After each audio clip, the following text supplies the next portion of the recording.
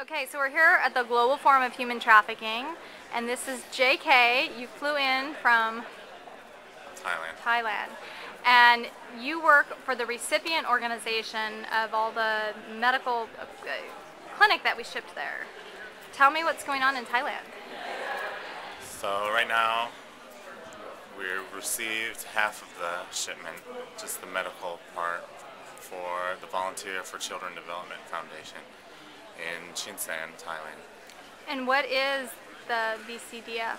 Tell us about that. What we do is we offer services for stateless people, especially children and women.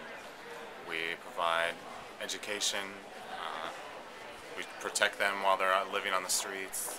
We teach them about how to protect themselves against HIV and human traffickers. Okay. So in our street center, where we work on the street, we probably get, in Chiang Mai and in Mae Sai, some days we'll get one person come through and some days we'll get 55 come through.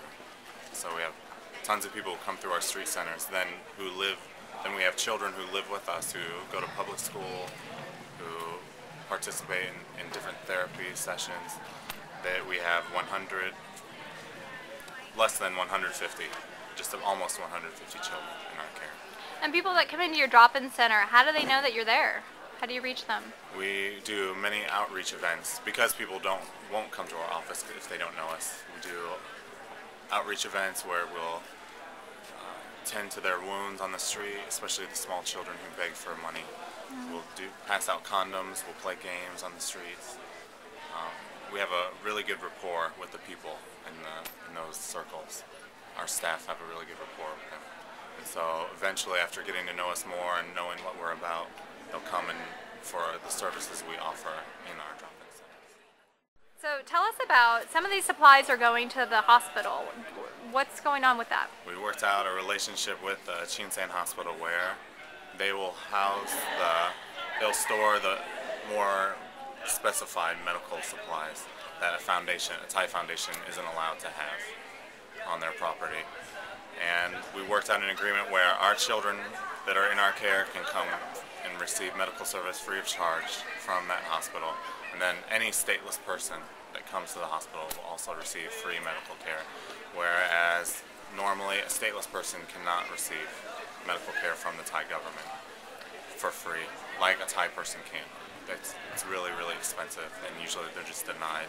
So define what a stateless person is. Stateless person in the Thai-Burma area is, a lot of times they're people born into minority groups, either in Burma or Thailand, but because their parents are minorities, the Burmese government doesn't recognize them as citizens and the Thai government doesn't recognize them as citizens.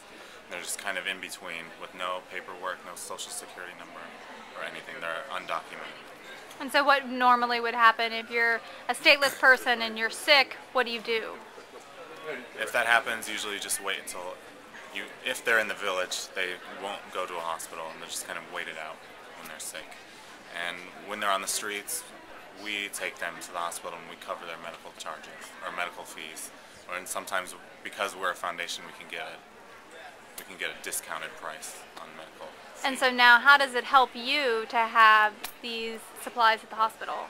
There's a lot of people that we have many target groups throughout Burma and Thailand where some of our relationships are stronger in different groups, but now that we have this ability to take people to get